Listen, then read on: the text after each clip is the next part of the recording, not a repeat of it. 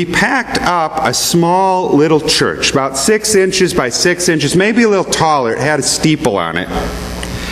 And we packed up a little small house. We called it the parsonage. It was about the same size, no steeple on it.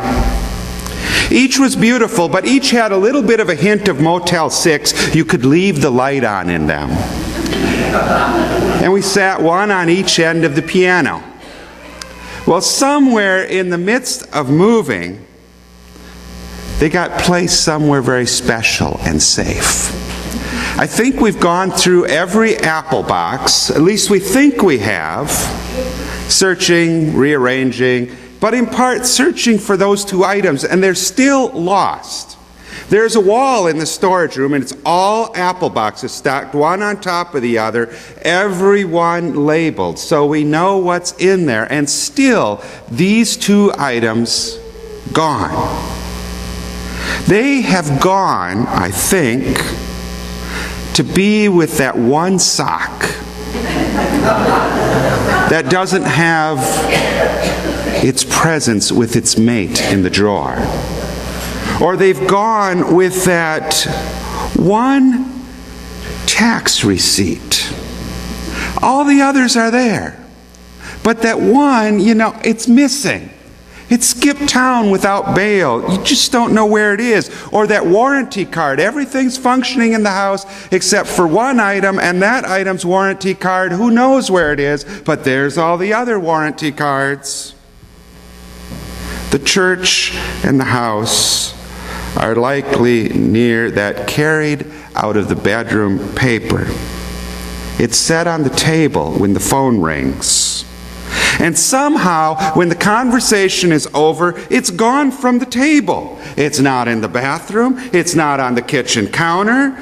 It's not with all the mail from the rest of the week. I don't need help losing anything. But the things God wants me to lose, losing those things seem to be a different matter. Jesus has a long list of things for us to lose. The log in the eye, lose it.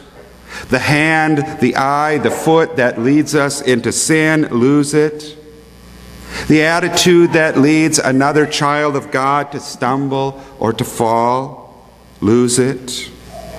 The self that weighs us down and sets our needs above others' needs, the little narcissisms in life that we carry, lose them. The way, the habits, the tendencies that keep us from being helpful and humble and hopeful, lose them.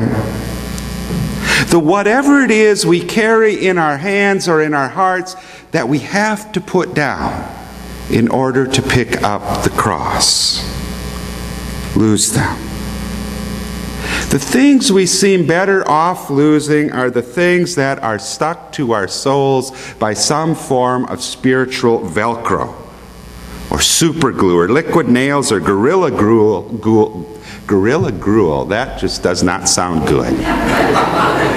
Gorilla glue. Remind me never to put that in a sermon again. And old-fashioned static electricity.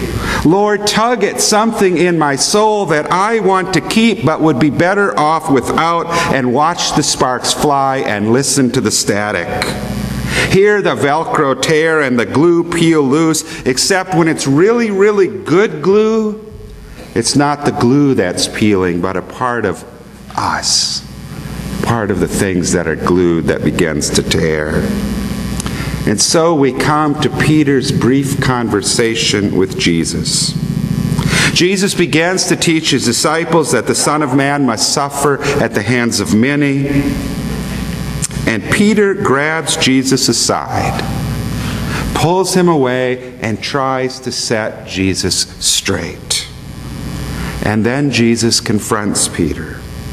His words tearing through the air like 3 or 10 feet of Velcro being ripped apart. Peter, get out of my way. You are Satan. You have no idea how God works. Talk about hard words to hear.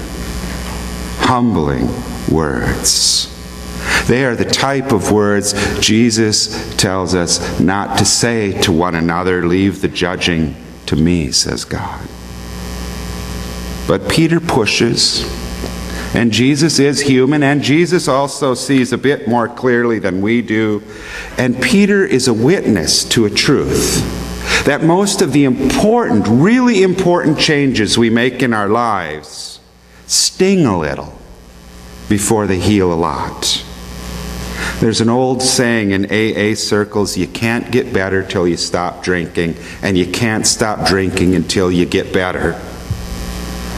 Simply put, recovering from alcoholism, recovering from anything, isn't just about setting aside a bottle. It is about setting aside a part of ourselves and taking up something new and healthier.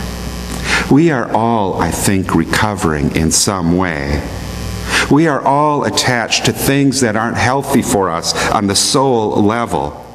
A friend of mine, a social worker, used to say, all of us are addicted. The trick in life is to find the addictions that are life-giving and latch onto those. The addictions, the passions, the things to do which will give us life and give life to the people around us. His own healthy addiction became a passion for woodworking, and he would make things for all the people in his family and for friends. Sometimes they were free items, sometimes they weren't. For his church, for nonprofits, always making beautiful items. Picked up wood as a passion and a way to share love with others joyfully and thankfully and sometimes sacrificially. It sounds kind of like picking up a cross. In 1907, Adelaide Pollard had a dream. She had a vision, a calling she saw. She was 40-some years old, and her vision still had not come to fruition. She had a dream of going to Africa as a missionary, but she was having trouble raising the funds.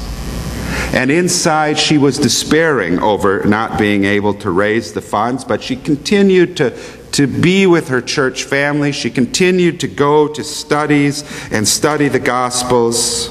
And one night she went to be with her church family, a small prayer and study group. And there was an old woman in that group who was leading it. And they were studying Jeremiah 18:3. The passage that follows Jeremiah 70, where Jeremiah describes God's people as being like stone or iron that has been etched by chisels and just completely unchanging. And then Jeremiah, in chapter 18, has a vision from God and begins to see the people in a new way. And he tells them they are like clay. They can be molded and shaped and reworked, that they can, with God's help, be started completely over from scratch and made into something beautiful. The leader of the study group ended her prayer with these words. She said, "Just have your way with our lives, Lord." And Adelaide Pollard went home with those words stirring in her mind. And in the dark of night, by lamplight, she penned words that whether she ever reached Africa or not, words that would reach Africa and Europe and India and Asia and Australia, pretty much the entire earth. It's not clear whether Adelaide ever did reach Africa. One source says yes, some others say no. But her words have spanned the globe for a century as an invitation to God to recreate us, reshape us, remake us, even bend and break us for healing. And every soul who sings them or says them or hears them offers up the prayer, "Have thine own way, Lord, have thine own way. Thou art the potter, and I am the clay. Mold me and make me after thy will, while I am waiting, yielded and still."